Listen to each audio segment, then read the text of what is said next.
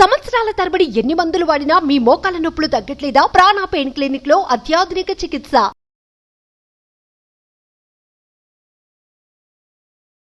నా పేరు doctor CL Venkatrao.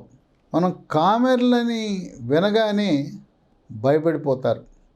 అమ్మో కామెర్లా అనేసి. కామెర్లు అంటే నిజంగా ప్రమాదమా, మరణానికి దారి తీస్తుందా అంటే నిర్లక్ష్యం చేస్తే కామెర్ల వల్ల మరణాలు కూడా సంభవిస్తాయి. కామెర్లని తెలిసి కూడా కొంతమంది మద్యం సేవిస్తూ ఉంటారు. అలాంటి వాళ్ళు ఆ కాలేయం కుళ్ళిపోయి కోమాలోకి వెళ్ళి మరణించడం అనేది జరుగుతుంది. అసలు ఈ కాలేయము ఎందుకు చెడిపోతుంది అంటే, ఎక్కువ మందికి కాలేయం చెడిపోవడానికి గల ప్రధాన కారణం మద్యపానము. కళ్ళు, సారా, బీరు, బ్రాందీ, విస్కీ, అది స్వదేశీ మద్యమైనా విదేశీ మద్యమైనా కాలేయం చెడిపోతుంది. కొంతమంది అపోహలు ఉన్నారు. నేను చాలా ఖరీదైన మద్యం తాగుతున్నా, కాస్ట్లీ మద్యం తాగుతున్నా, నేను చీప్ లిక్కర్ తాగటం లేదు, నేను 5,000 రూపాయలు 10,000 రూపాయలు ఖరీదైన విదేశీ మద్యం తాగుతున్నాను, నా కాలేయంకి ఏం కాదని వాళ్ళని వాళ్ళు తృప్తిపరుచుకుంటారు. 100 రూపాయల చీప్ లిక్కర్ బాటిల్ తాగేవాడైనా విదేశీ మద్యమైనా కాలేయం చెడిపోవటమే. మద్యం సేవించేవారు కొంతమంది నీట్ కొట్టేస్తుంటారు. మంచినీళ్ళు కలుపుకోరు, సోడా కలుపుకోరు, తాగేస్తుంటారు. ఇంకోటి ఏంటంటే, నీళ్లు సోడా కలుపుకుని భోజనానికి ముందు, భోజనం చేసేటప్పుడు, భోజనం పూర్తయిన తర్వాత గంట కాల వ్యవధిలో 1-2 పెగ్గులు తాగితే పర్వాలేదు. కానీ ఇక ఏకంగా మత్తు రావాలి, కిక్కు రావాలని తాగితే మాత్రం లివర్ మీ కంట్రోల్లో ఉండదు. లివర్ చెడిపోవడం తథ్యం. మద్యం అనేది కిక్కు కోసము, మత్తు కోసము, నిద్ర కోసం తాగకూడదు. ఈ మద్యమే కాకుండా కొంతమందికి కాలేయంలో కొవ్వు చేరుతుంది. కాలేయంలో కొవ్వు చేరటాన్ని వైద్య పరిభాషలో ఫ్యాటీ లివర్ అంటారు. ఈ ఫ్యాటీ లివర్ గ్రేడ్ 3, గ్రేడ్ 4 ఉన్న వాళ్ళకి కాలేయం గట్టిపట్టము, తర్వాత బుడిపలు ఏర్పడటము, సిరోసిస్ అనే వ్యాధి వచ్చే అవకాశం ఉంది. ఇవే కాకుండా వైరస్సుల ప్రభావం వల్ల కూడా కాలేయం చెడిపోతుంది. ప్రధానంగా hepatitis B virus, hepatitis C virus సోకటం వల్ల కాలేయం చెడిపోయి సిరోసిస్ వ్యాధి వచ్చే అవకాశం ఉంది. అసలు మన తొలి దశలో కాలేయం చెడిపోయింది, కాలేయం ఇబ్బంది పడుతుందని ఎలా తెలుసుకోవాలంటే, దానికి 10 లక్షణాలు ఉన్నాయి. అందరికీ 10 లక్షణాలు ఉండవలసిన అవసరం లేదు. నాకు 1 ఉంది, 2 ఉన్నాయి, 3 ఉన్నాయి అని చెప్పి ఆనందపడద్దు. ఈ 10 లక్షణాలలో ఏదో 1, 2, 3 ఉన్నా మీకు అనుమానం కలగాలి. అనుమానం కలిగినప్పుడు ఏం చేయాలి? మీరు ఎల్ఎఫ్టి, లివర్ ఫంక్షన్ టెస్ట్ అనే రక్త పరీక్ష చేయించుకుంటే కాలేయం చెడిపోయిందా లేదా దాంట్లో మనకు కనపడుతుంది. ఎల్ఎఫ్టిలో ఏదైనా మార్పులు గమనించిన, పొట్టకి అల్ట్రాసౌండ్ స్కానింగ్ చేయించుకుంటే కాలేయం ఎలా ఉంది, సైజు పెరిగిందా, కొవ్వు చేరిందా, బుడిపెలు ఉన్నాయా, కాలేయం యొక్క పరిస్థితి గురించి మనకు అవగాహన కలుగుతుంది. ఆ విధంగా అనుమానం రాగానే పరీక్షలు చేయించుకోవాలి. కానీ నాకేం పర్వాలేదులేని యథావిధిగా మద్యం సేవించటం, కొనసాగించటం మరణానికి దారితీసే అవకాశం ఉంది. ఈ లక్షణాల్లో మొట్టమొదటిది ఆకలి నశించటం, వికారం, వాంతి అయినట్టుంటుంది, వాంతి అవ్వదు. కొంతమందికి వాంతి అవుతుంది. వాంతి అయినప్పుడు ఎవరికైనా ఎర్రటి రక్తం పడిందంటే అది డేంజర్ సిగ్నల్.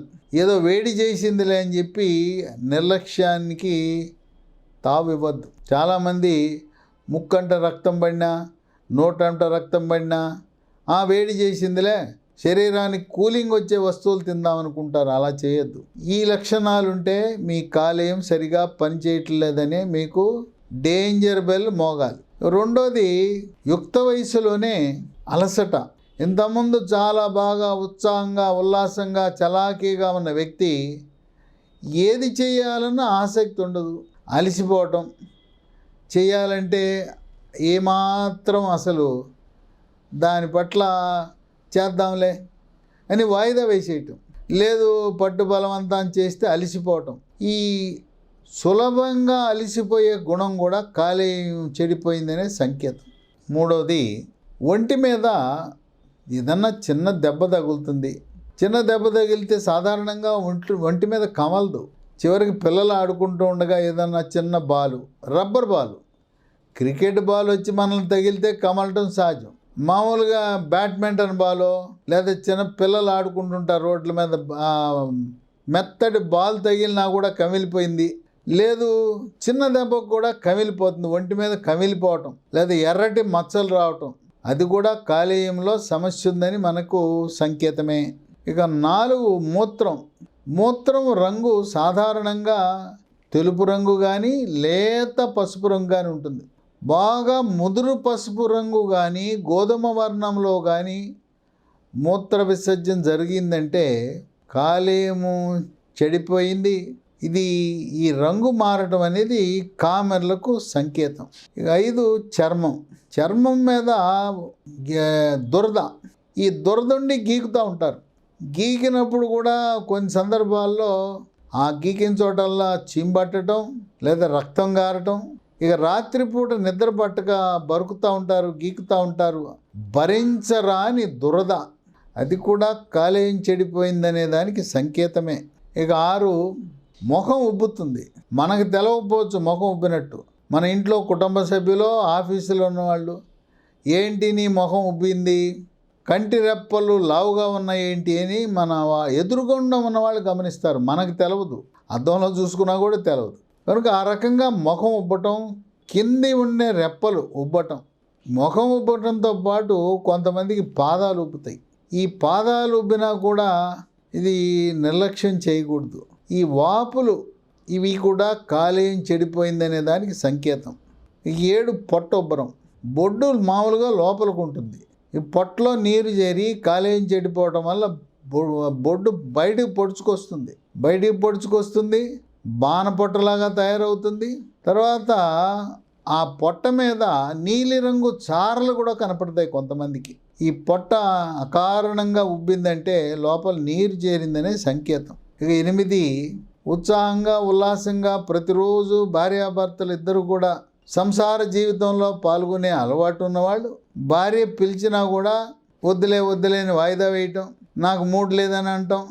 ఆ విధంగా దాంపత్య జీవితంలో పాల్గొనడానికి ఆసక్తి పూర్తిగా నశించిపోవటం. కొంతమందికి అయితే వృషణాలు కుచించుకుపోయి మగ హార్మోన్ల ఉత్పత్తి తగ్గిపోతుంది, అంగస్తంభన జరగదు, శీఘ్రస్ఖలనం అదొచ్చి ఏడిపించుకు తింటుంది. ఇంకా కొంతమందికి కాలేయం చెడిపోయినప్పుడు రొమ్ములు, మగవారి రొమ్ములు కూడా స్త్రీలకు ఎంత సైజు రొమ్ములు ఉంటాయి అంత సైజు పెరగటమే కాకుండా నొప్పి ప్రారంభమవుతుంది. ఇవన్నీ కూడా మగ హార్మోన్ల ఉత్పత్తి తగ్గి స్త్రీ హార్మోన్ల పరిమాణము రక్తములో పెరగటం వల్ల జరుగుతుంది. ఇక 9 కళ్ళు పచ్చగా అవటం. ఈ కళ్ళు పచ్చగా అవటం అనేది మనగా తెలియదు. ఎదురుగుండా ఉన్నవాళ్ళు, ఇంట్లో ఉన్న కుటుంబ సభ్యులు కానీ, ఆఫీస్కి వెళ్తే ఆఫీసులో ఉండే సహచరులు, నీ కళ్ళు ఏంటి అట్లున్నాయేంటి, రంగు మారిందే, పచ్చగా ఉన్నాయేంటి అని వాళ్ళు గమనిస్తారు. మనము అద్దం ముందు నిలబడినా కూడా కళ్ళు పచ్చగా అవటం అనేది గమనించకపోవచ్చు. కళ్ళు పచ్చగా అవటంతో పాటు చర్మం కూడా కొంచెం పసుపు రంగులోకి మారటం, నాలుక కింది భాగాను కూడా పసుపు రంగు, గోళ్ళు కూడా పసుపు రంగులోకి మారటం అనేది జరుగుతుంది. ఇక 10 వాంతి వికారంతో పాటు రక్తపు వాంతి అవుతుంది. ఆ రక్తం వాంతి అయ్యేసరికి అది చూసి అపస్మారక స్థితిలోకి వెళ్ళిపోతారు, భయపడిపోతారు. అదే కాకుండా కాలేయం చెడిపోయినప్పుడు అన్నవాహికలో రక్తనాళాలు పొంగి అవి పగలటం వల్ల రక్తపు వాంతులు అవుతాయి. అది నోటి గుండా రక్తం బయటకు వస్తే రక్తపు వాంతులు. అలా కాకుండా అన్నవాహికలో పగిలిన రక్తనాళాల నుంచి రక్తము జీర్ణాశయము, చిన్న పేగులు, పెద్ద పేగులు గుండా మలద్వారం నుంచి బయటకు వస్తే ఆ రక్తము అది రంగు ఎలా ఉంటుందంటే మలం రంగు నల్లగా, రోడ్డు మీద తారు ఎలా ఉంటుందో బంకగా జిగురుగా దుర్గంధము దుర్వాసనతో ఉంటుంది. రక్తపు వాంతులు అయినా, తారులా మలం వచ్చినా దాన్ని నిర్లక్ష్యం చేయవద్దు, అశ్రద్ధ చేయవద్దు. వెంటనే అన్ని సదుపాయాలు కలిగిన పెద్ద కార్పొరేట్ హాస్పిటల్కి కానీ, వైద్య కళాశాలలకు అనుబంధంగా ఉండే బోధన ఆసుపత్రి దగ్గరికి, జీర్ణకోశ వ్యాధి నిపుణులు గ్యాస్ట్రోఎంట్రాలజిస్టులు ఉండే వారి దగ్గరికి వెళ్ళాలి. ఈ మధ్యకాలంలో గ్యాస్ట్రోఎంట్రాలజీ అంటే వాళ్ళు పేగులు, క్లోమము అన్ని గ్రంథుల గురించి కూడా అధ్యయనం చేస్తారు. గ్యాస్ట్రోఎంట్రాలజీ అయిన తర్వాత కేవలం లివర్ గురించి సూపర్ స్పెషలిస్ట్ ఉంటారు. వాళ్ళను కేవలం లివర్కి సంబంధించిన వ్యాధులు చికిత్స చేసే ఆ సూపర్ స్పెషలిస్ట్ని హెపటాలజిస్టులు అంటారు. హెపటాలజిస్టులు మన భారతదేశంలో పెద్ద పెద్ద పట్టణాలు, మహానగరాల్లో మాత్రమే అందుబాటులో ఉంటారు. మీరు గూగుల్లో కొడితే హెపటాలజిస్ట్ అంటే ఒక మహానగరంలో 3, 4, 5 ఉంటారు. బొంబాయి, ఢిల్లీ లాంటి మహానగరంలో కూడా 10 మంది దాటి ఉండరు. అంటే వేళ్లతో లెక్క పెట్టే సంఖ్యలో మాత్రమే లివర్ స్పెషలిస్టులు, లివర్ సూపర్ స్పెషలిస్టులు, హెపటాలజిస్టులు అందుబాటులో ఉంటారు. కానీ ప్రస్తుతము ఈ లివర్ సమస్యలన్నీ కూడా గ్యాస్ట్రోఎంటరాలజీ సూపర్ స్పెషలిస్టులే చికిత్స చేయగలుగుతున్నారని గమనించండి. ఇప్పటికైనా మద్యము మన పాలిట శాపం. మనం మద్యము గ్లాసులో పోసుకుని సేవించేటప్పుడు మన కోసం మనల్ని ఎంతగానో ప్రేమించే భార్య ఉన్నది, అలాగే వాళ్ళ బంగారు భవిష్యత్తుని తీర్చిదిద్దవలసిన పిల్లలు ఉన్నారు. వాళ్ళని చదివించి ఒక ఇంటి వాళ్ళని చేయవలసిన బాధ్యతగా కుటుంబ యజమానిగా ఈ మద్యాన్ని పూర్తిగా మానేయటం మంచిది. 1 పెగ్గు, 1/2 పెగ్గు వారానికి 1 రోజు అనకుండా మద్యము మానివేయాలంటే మానసిక వైద్య నిపుణుల ఆధ్వర్యంలో డి అడిక్షన్ సెంటర్లను ఉన్నాయి. ఇవి ప్రభుత్వ వైద్య కళాశాలల్లో, ప్రైవేట్ వైద్య కళాశాలల్లో, కార్పొరేట్ రంగంలో కూడా డి అడిక్షన్ సెంటర్లు అందుబాటులో ఉన్నాయి.